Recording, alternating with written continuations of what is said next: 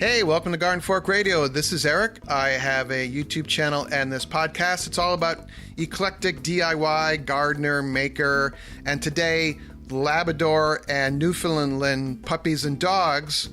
And my friend Erin from the Impatient Gardeners here, and we're going to talk about the pluses and minuses of having two dogs at once. Right, Erin? Absolutely. Hi, everybody. So Erin has two Newfoundlands. I have, at the moment, three Labradors. And I'm thinking that maybe it wasn't the greatest idea to have two Labrador puppies in my world right now. And Erin said, let's do a podcast on it. So here we are. I do feel like, I hate to be an I told you so, but I do remember when you told me you were getting a second puppy. I said, you sure about that? You said, absolutely. So to recap, generally, because I forgot to hit the record button at the beginning of the show. We have two Labrador puppies that are 8 weeks apart. The second one just came home. They were raised by different families in town, so they have a little bit different socialization. The one was raised in the living room of the people's home, and the other was raised in the garage of the people's home. And there's nothing wrong with that. Two of our other labs came from that same garage, and they're fantastic. But the minute the second puppy came home, Andy, our first Labrador puppy, the black lab, who has been stellar since day one, learning to come, sit, stay, learning how to lie down, very interactive and happy. As soon as the second puppy came home, has turned into a teenage brat. Just a brief reversion to puppyhood. Yeah. To little puppyhood. Biting the younger puppy. The little puppy's playful and game and everything, but all of a sudden it turns into a little too rough of play, and I'm the referee grabbing her by the scruff of the neck and going, Andy, no. And all of a sudden Andy has become the bad dog. Oh, poor Andy. And I posted a picture of them on Instagram and Facebook, and people were kind of polite but laughing at me and saying, you're going to be busy for the next few months.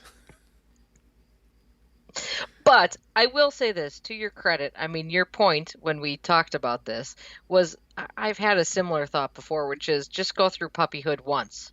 And once you get through puppyhood once, then you've got years and years and years, hopefully many, many, many years of happy adult dogs, and you don't have to go through potty training and puppyhood again anytime soon. Right. It's just in the moment. Plus, this is compounded by what's going on in the national scene with the people that run our country, plus the pandemic.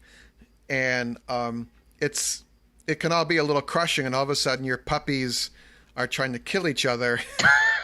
So your little microcosm, isolated world, which you're trying to control, is out of control. Well, that'll make you forget about everything else that's happening in the world for a while, at least. And when we got our first pair, we had Henry, and then Henry was 3 years old, and then we got Charlie Pup as a puppy. And they would play, but Henry was very quick to put the puppy in her place. They would still play with toys and they'd romp around, but when Henry the adult was done, she made it clear. Yeah. So there's something said for that. And that, if I'm correct, is the method, the dog succession method that you use. Yes, it is the dog. That's a good way to put it. Yeah, we have had our first set of Newfoundlands were 18 months apart in age, and the two we have now are 3 years apart. And for me, the 3 years apart is a much better range than the 18 months apart. Partly because of what you said, because once you have an adult who's pretty firm in their training, the puppy tends to learn a lot from them without risking the other dog sort of reverting to that bad behavior.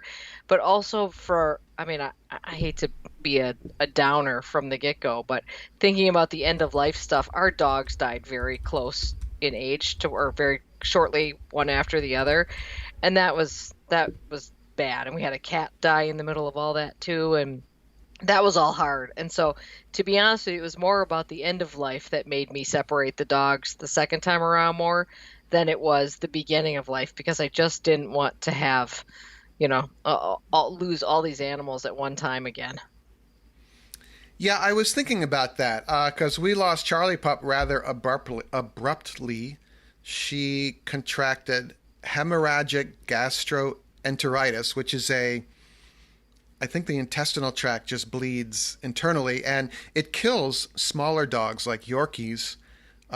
It's one of the top ways that smaller dogs die, actually, because in smaller dogs they can't control it. And Charlie Pup was being treated, but I think she basically had a heart attack on the couch.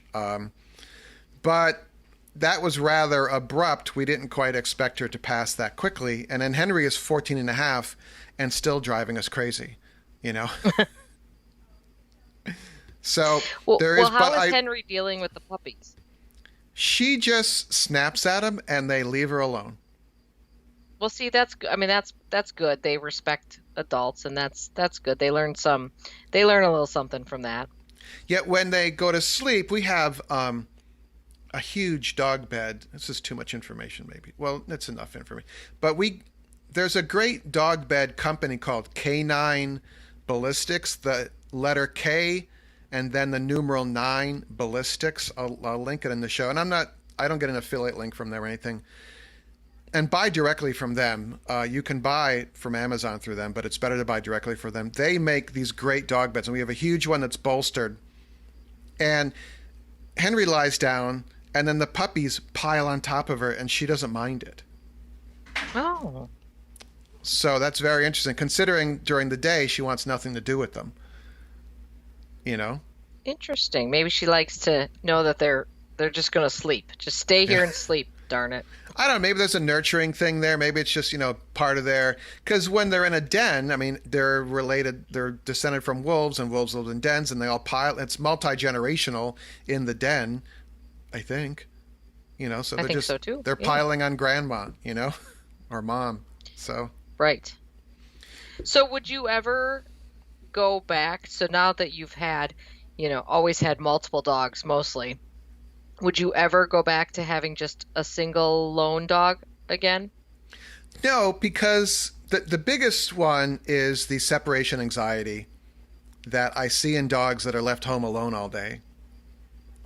And that does not exist in our house. They're like, "Oh, you going out? Okay, see ya." There's no panic at the door. There's no pawing. I've been to people's houses where there's claw marks all over the doors. Because when they leave, the dog wants to go with them. And I don't think it's that much more work to have a second dog. And they're a pack. They're pack animals, and your family is their pack. But having a second dog there, especially if you work out of the home, which is unusual these days right now. But that's what I would do. What do you think? So, I think that for me, I like having, first of all, two dogs is a good number for us, at least if we're going to continue to have enormous giant breed dogs Yeah. that are a lot of maintenance.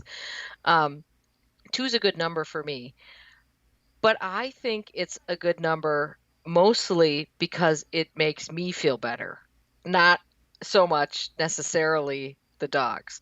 When we had Hudson, who was our first Newfoundland, and then we brought Rita home, who was a real, she was a real stinker, as all puppies are. Yeah. He was miserable. He did not like having her there at all. And I actually briefly thought for a minute, like, did I just ruin my dog's life? And they became very good friends over the years, but Hudson was the kind of dog who would have been fine his whole life being an only dog. He didn't, he was fine. They liked each other's company, but he would have been okay. But I was the one who felt better because the guilt was off me. I mean, I always felt so much guilt leaving my dog, and sometimes I wonder if owners don't make that separation anxiety worse by making a big fuss about leaving and Yes. getting all upset about leaving. And Yes. it's really the owners who are creating that separation anxiety more than it is the dogs. So I like having two dogs, but it's in a very selfish way. It's because it makes me feel less guilty leaving them at home. This is a tangent, but I have friends who they're okay with me talking about this, but they have a small terrier schnauzer kind of dog. And when they walk the dog, if they get near another dog on the sidewalk, the dog goes berserk. Mm. If I walk, and since I work from home, they're like, "Hey, Eric, could you let out our dog?" Sure, no problem. We have keys to each other's houses. When I walk the dog on the sidewalk and a dog comes by, nothing. Oh, yeah, And there you go. and they have actually kind of said, we're probably telegraphing anxiety to the dog. Hmm. So I could totally see that when people are getting ready to leave, um, they're getting wound up in the dogs, and dogs are incredibly empathetic, hyper empathetic. I think that was a big word, wasn't that? Yeah, well done. Yeah, I got that from talk therapy. But but yeah, they reflect you, I think. Yes, I agree. And we have a dog in our neighborhood who is the same way, who has it's a poodle who was really out of control, and really they had a lot of problems with it. And the dog was always crazy because the owner would get so worked up when someone was coming near it, and he would clench up on the leash, and all the things that, if you read a lot about training dogs, you're not really supposed to do those things, because 100% they feed off your emotions and your anxiety for sure. So, but I mean, it is enjoyable having two dogs, and I agree with you that there isn't a lot of difference in terms of the amount of work between two. I would say one of the problems with having two dogs is that it makes going away a lot more complicated. Like, if we want to go on a vacation, you really can't take your Newfoundlands over to somebody's house and say, "Hey, here's my 240-pound dogs." So it basically always means hiring someone to live at our house. Yeah, that means you have to So, clean the house. that's a complication where if we just had the one dog, I'm pretty sure I could pawn my one dog off on somebody to go stay at their house. But with two, that doesn't happen. There's my sister does a lot of traveling, and she has two dogs, and she uses the Rover app for hiring Mm-hmm. people to stay at her Yes. house, and she has had very good success with that, and very good support, because there was once where the person that was going to come, who my sister knew and very happy to have come, got very sick suddenly and absolutely could not come. And Rover stepped up to the plate, and my sister didn't have to do a thing because she was already on an airplane. And they're like, "We got this," and they took care of it. Oh, that's great to hear. We've looked at using that before, and we've always just found people that we knew through somebody else, which does make me feel a little bit more comfortable, when Yeah, you can have somebody vouch for another person. So, and then I would say, people shouldn't discount the financial implications of multiple dog ownership, because anybody who's ever had a dog knows that if something goes wrong, it can get expensive very, very, very quickly. And I hate to see people ever having to make a decision about what care they would like to give their dog based on financial ability yeah. to do it. Do you have insurance for your dogs? No, we don't. I've looked into it. It's very, very expensive for giant breed dogs. Oh, I mean, I all right. think, I think generally speaking, probably the bigger the dog, the more expensive it is, would be my guess. But I know they take all sorts of other things into account.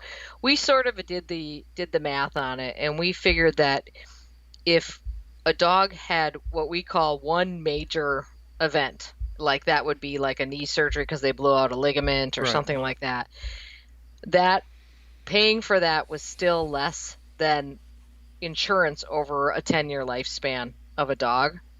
So we have not done that. Now, several of our dogs have come from the breeders with 1 year of insurance. Like, the Oh, breeder includes that in the price because they want that dog to be guaranteed, to be, in case something pops up, some crazy genetic thing pops up in that first year that is really catastrophic. There is some ability to take care of it there. So we have had insurance on the dogs, but we've never chosen to continue it after that, just because we just sort of figured we'd rather and the other thing is that I was always worried. I'm like, well, are you really going to get your money back? Are you going to have to call is pet insurance easier to deal with than human insurance? Like, do I have to call them first to clear whatever? So it seemed like an additional hassle for maybe breaking even. But of course, obviously that's insurance for you. You just don't know. Yeah, this time we are going with insurance for both Andy and Spike. We talked with the vet we go to, which is Sand Road Animal Hospital in Falls Village, Connecticut, who are fantastic. And then in Brooklyn, we go to I can't remember the name. It's named after the guy's sister, and I will drop that in here. But anyway, I basically talked with them and said, what pet insurance do you recommend? And they had brochures for 4 different companies, and one of them they auto fill out the paperwork during your visit. Oh, nice. The other 3, you would have to take the receipt they give you, the invoice, and then mail it in to get reimbursed. And for 2 dogs, it isn't quite twice as much. I mean, because you're adding another dog. And I mean, female Labradors are a medium-sized dog. So, and we have females. And it isn't cheap, but with each of our dogs, we have had a catastrophic event. And it's amazing how much it can cost. So, Yeah, it is amazing how much it can cost. With we had a lot, well, all of our dogs, frankly. I mean, this is pretty common in giant breeds. All but one of our dogs has had pretty major joint issues. Now, the 2 we have right now, we've been able to manage those ourselves. They've not needed any sort of additional surgeries or care or anything for that. But with our very first dog, Hudson, he had a couple of knee issues. And so we did a lot of hydrotherapy with him, which is where your dog, it's essentially a treadmill in a tank, oh, in a neat. water tank. It was great therapy. If I highly, highly, highly recommend that if anyone has the ability to get their dog, if they've got like a joint issue they need to deal with. But there's a trainer or a physical therapist in the tank, in our case, in there with them. Sometimes people do it differently, but they walk on a treadmill and they do different exercise with them. But this was all done at at an emergency vet or this place had the physical therapy plus they had an emergency vet Right. situation there. So every time I was there waiting with him, you would see the terrible things that happen at emergency vets, and Yeah. people are heartbroken at these times. And I can't tell you the number of times I saw people having a conversation, because of course, if you've ever taken a dog to an emergency vet, the first thing they do is take your credit card. They Yes. will not care for your dog unless you pay up front or sign something saying, we will pay up front or whatever. And I saw people going through a thing. There's something called care credit, where it's essentially, you can apply for a loan on the spot, basically. But it was heartbreaking to see people have to make those decisions about what they could do, and it was very hard. And I learned a lot from watching that all happen. That I had sort of made a decision. I never wanted to get myself in a position where I wouldn't be able to financially manage whatever I would want to be. I wouldn't want the financial aspects to be the thing that makes the decision for how I would care for my dog. Yeah, we So- both Henry and Charlie, our previous Labradors, ended up at the Animal Medical Center in Manhattan, and that is basically a full-on hospital, except it's full of dogs. Mm-hmm. And Charlie Pup had a MRI, and I won't tell you how much that thing cost. But I took a cell phone picture of it because we went to the office and saw it, and I was like, oh, this is a bajillion-dollar picture right here. Yeah. So and the other point is the camera operator's company, as one of their perks, is they offer pet insurance through a company, but it's a what's that called, a benefit of her working there. So it's at a slight discount than if you bought it directly from the pet insurance company. So if you Holy cow. See, this is Manhattan at its best, or Brooklyn at its best. Pet I insurance benefits for people. That's fabulous. I I think big companies offer that now because more and more people don't have kids, they have pets. That's fabulous. Well, that's cool. So anyway, if you or your spouse work for a larger company, you could ask about that in the benefits office. That's something to consider. That's great. Who That's knew? very cool. I think everyone knows by now I'm a big proponent of shopping local. I'm a big fan of going to my local hardware store and buying everything I can. If you are trying to find an item that you can't find in your local store and you're considering going online and you're considering using Amazon, this is a big ask, isn't it? Would you consider starting your shopping experience on the Garden Fork shopping page on Amazon? That was a really long sentence, wasn't it? But basically, if you could bookmark this link, amazon.com/shop/gardenfork. amazon.com/shop/gardenfork. Start your experience there. Your experience, listen to me. I've actually, on my shopping page, I list all the tools I use, books I like, cookware and stuff I like as well. So if you're ever wondering, I'm using something in one of the videos, more than likely it's listed right there as well. Again, buy local as much as you can. If you're going to shop on Amazon, consider using our link.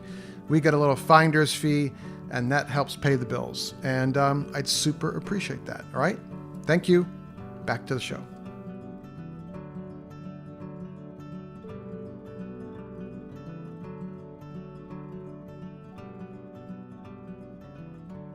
I think the other thing with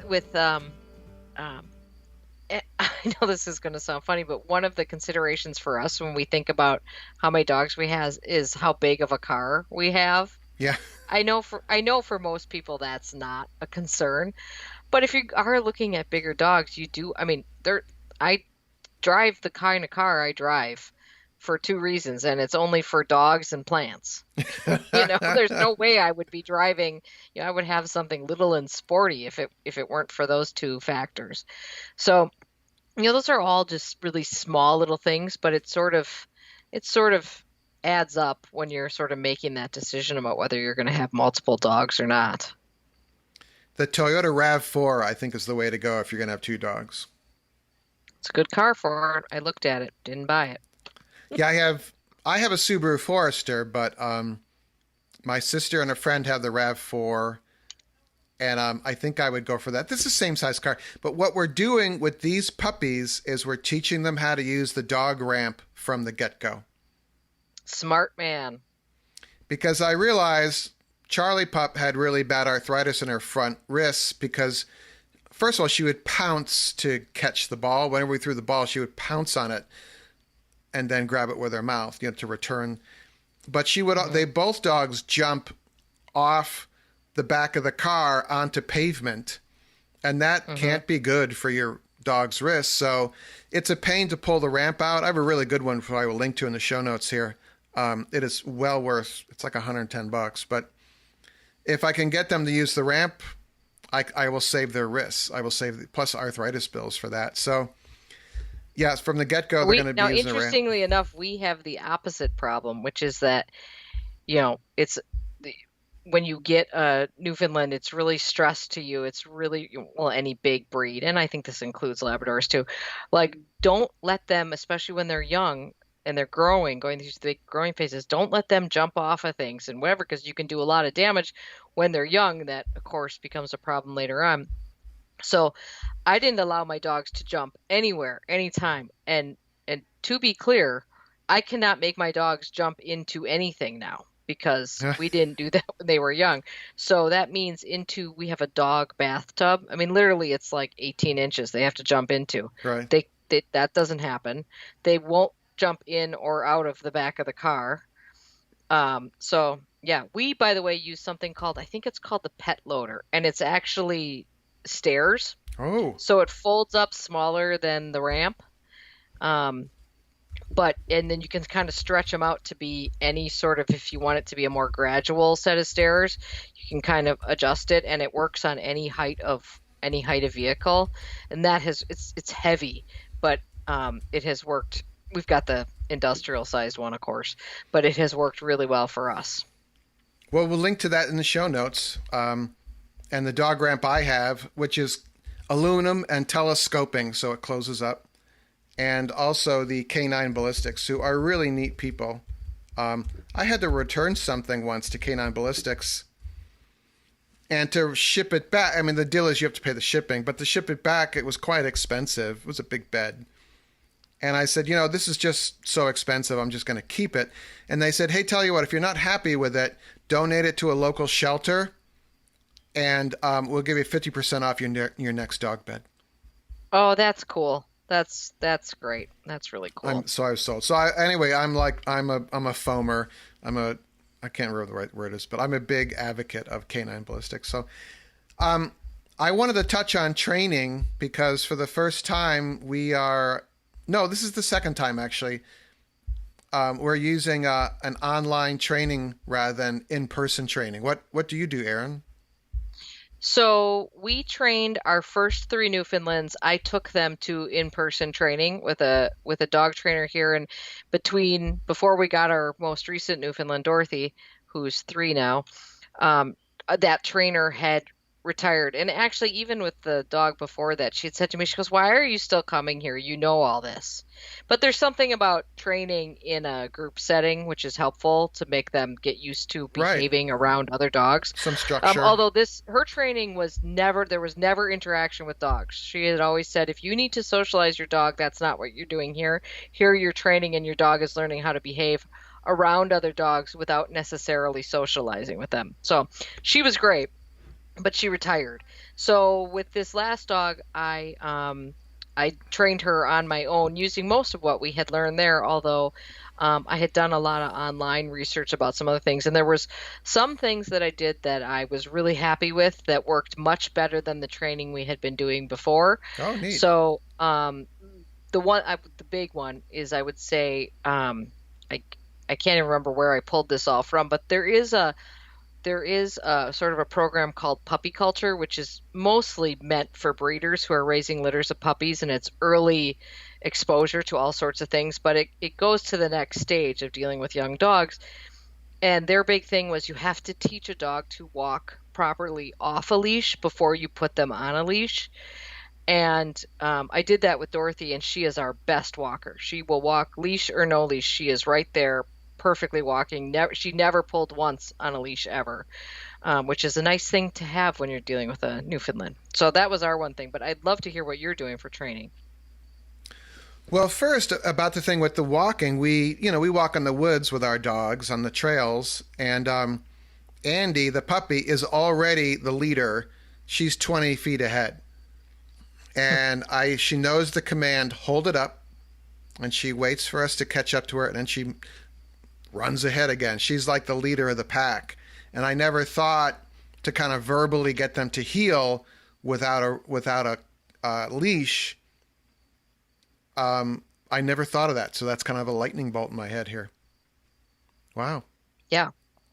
We are. Yeah, it worked out great. There's a lot of treats involved in it, in case you were curious. Oh, okay. A lot of treats in that training. And it was the first time I ever did clicker training, which I always thought. So I don't know if you're familiar with the concept of clicker training. I think most people are. Yes. It's where you use an audible clue to tell them that because the concept is, you can click something and make that noise sooner than you can get a treat in their mouth or something. So they begin to recognize that click means they did something right and their reward is coming, and that reward might just be a pet, it might just be a good boy, but it might be a treat, it might be a toy, whatever it is. But it's a quick way to reinforce the behavior that they have just done when you want to reinforce that behavior. It was the first time I ever did clicker training, and I always thought it was kind of hogwash, because that is not at all how I trained the first three dogs with this other trainer. She thought Right. that was garbage. She was sort of old school. But I liked it a lot. I thought it worked really well. Oh, wow. Maybe I have time for that. I still You have got plenty time. of time for that. Yeah, they're little sponges. You know how that goes. They're just sponges at this age. You can do Yeah. whatever you want. Wow. With our previous two, Henry and Charlie, Charlie had some behavioral issues, very aggressive in the park, and we got the kind of in Brooklyn. There's in the big park, Prospect Park. There's this training guru who everyone goes to. He's this really charming, engaging gentleman from the Caribbean who's kind of a dog whisperer, and he is a big advocate of the remote collar. And we were a little reluctant, so I went online and found we did some lessons with him, and it's all about not hurting the dog, just getting the dog's attention because the static charge is adjustable. And actually, Monica, who's big on the Garden Fork discussion group, has done this as well. And then we found it's called that'smydog.com. It's a woman trainer in Wisconsin, and she sells a DVD about remote collar training, and that's what sold us was her really gentle, loving approach. And she showed how she worked with troubled dogs, and you're not hurting them, you're just it's almost like when you touch a piece of carpet or something, that kind of a little zap, and it gets a dog's attention, and it was quite a change. So this time we are starting out first with and I'll link to the DVD. It's really good. It's a little dated, but it's very good. We signed up for that the Masterclass series where it's got these different experts and astronauts and scientists, which I've been wanting to sign up for anyway because it was just like all sorts of cool seminars. So Brandon McMillan, who is a noted dog trainer, has a masterclass. Oh, cool. And I'll link to it. I'm trying to get an affiliate link if you guys, I'm just to be upfront about it. But it's a 15 series. It's down to earth. It's very approachable. It totally makes sense. It's simple but brilliant. And you sign on for Masterclass, and I think it's $15 a month, and they bill you for a year of it up front, so it's $100 and something. But I think if in 30 days you're not happy with it, you can get a refund.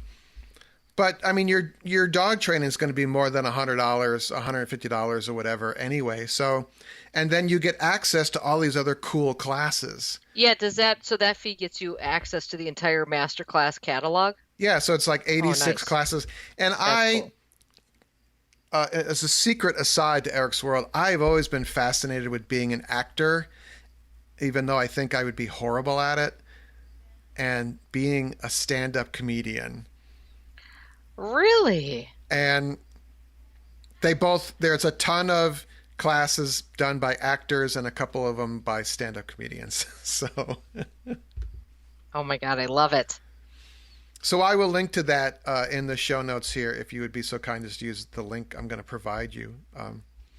No, but we've been watching it, and they have a downloadable workbook, and you can just click through the classes, and it's a third party who is talking to me and my wife about how to do something, so we don't argue about the right way to do it.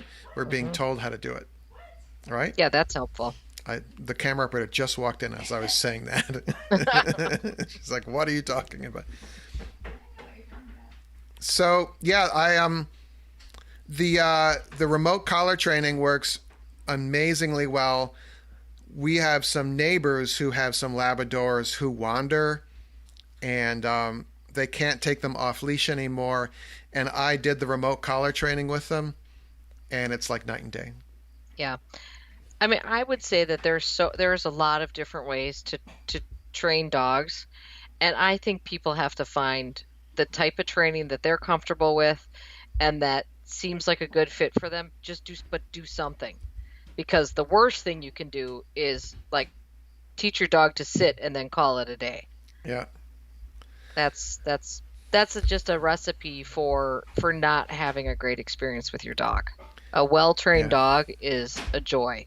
I wish mine should be better trained, frankly, than they are. Our training challenge with our dogs is that people come to our house so rarely that they basically lose their minds when someone comes over. Not in a bad way, In a happy way. in an aggressively friendly way. And when you've got dogs who are way more than like my mother and are half the height of most people who walk in, not a lot of people are all that appreciative of a Yeah. giant hairy drooly dog coming at them at Mach 10. So that is our training challenge. See, I would actually like that, but Yeah, the problem is that some people think that's really cool and they really get into it, and some people are like, uh, what, like the FedEx guy is not. The UPS guy loves the dogs, the yeah. FedEx guy doesn't. So we try to ship by UPS because our dogs will go in. Our dogs will go directly into the UPS truck. They just walk right in there and look around until they find the treat jar that they know is hiding in there. So now the UPS guy throws the treats out to try to distract the dog so he can get the package out of the truck before they get in it. Hey, real quick here. I was wondering if you wanted to join the Garden Fork email list. It's Maura Eric. I don't know if you want that or not. But the best way to do that, if you go to the gardenfork.tv site, there are signups all over the place. There should be one on every page. Also, in the show notes for this show, if you're listening to it in the iTunes app or one of the other podcast apps, to click on the little, I think you click on the little text thumbnail of the show and the notes will pop up and there's a link in there. Or just go to gardenfork.tv and there should be a sign up there. All right? Thank you. All right, have we covered everything? Is there anything else we wanted to talk about with The only thing I would say is that at the end of the day, for me, 2 dogs, I mean, the benefits of 2 dogs outweighs whatever negatives there are. But I think a dog can be perfectly happy in its life as a single dog too. I think it depends on how your family works, probably. But for me, I do like having 2 dogs. And once you get into that cycle of having 2 dogs, it's very difficult to break that, because when you lose one dog, a dog who's spent their whole life with another dog gets quite lost. So it's very challenging to not have 2. And I will tell you, the other great benefit is that a lot of people ask me how I keep dogs out of my gardens, which I do quite successfully in summer. In winter, not so much. But in summer, when there's plants growing, they will never grow in the garden. I've only ever trained one of our dogs, and that was the first one, to stay out of the garden. And I believe that he trained the next dog, and the next dog trained the next dog, and the next dog trained the next dog. There are rules in our house that we never taught our youngest Newfoundland. She just knows you don't go upstairs. We aren't allowed. They're not allowed upstairs. So on the second floor where the bedrooms are. So she's never once even tried. She just knew somebody told her, oh, we don't go up there. So to me, it's a really big benefit because they do train each other. But also, once you sort of get into that cycle, it's real hard to not have 2, just from taking care of their emotional state when another one is lost. Wow. So the reason to have 2 dogs. All right, so we will update you on this. If you have some thoughts, we'd love to hear from you. It's radio@gardenfork.tv. Erin and I are going to stay on here, and we're going to do the after show for the Garden Fork patrons. If you want information about supporting the show, I'm asking $5 a month with a fancy coffee a month, and you get the after show, my thoughts on stuff every week. I take pictures of what I'm working on, and I post them to my Patreon, and you get an email about what Eric is doing. It's very exciting. Erin even talked about becoming a patron. So I'm actually going to the Garden Fork website right now. The link might not be on the Garden Fork site. Patreon.com/GardenFork. Okay, I'll do that. How organized am I with my website? All right, so radio@gardenfork.tv. I would like to hear from you about your thoughts about dogs. And I know that a lot of you are talking back at the podcast right now. So go out and do cool stuff and make it a great day. We'll see you. Garden Fork Radio's executive producer is Jimmy Goots. You can find more information about Jimmy and the custom hollow books he makes at hollowbooks.com. Our theme music is used under license from uniquetracks.com. Other music used in the show is used under license from audioblocks.com.